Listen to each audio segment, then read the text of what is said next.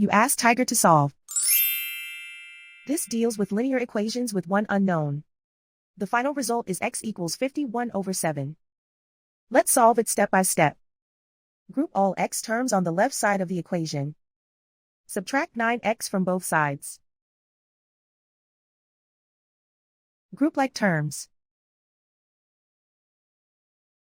Simplify the arithmetic. Group like terms. Simplify the arithmetic.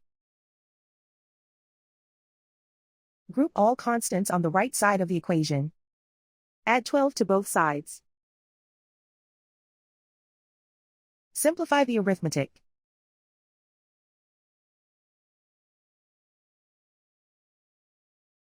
Isolate the x.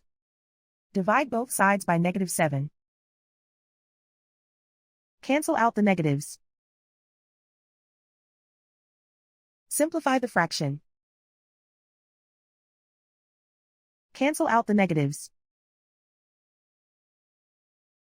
And so the final result is x equals 51/7.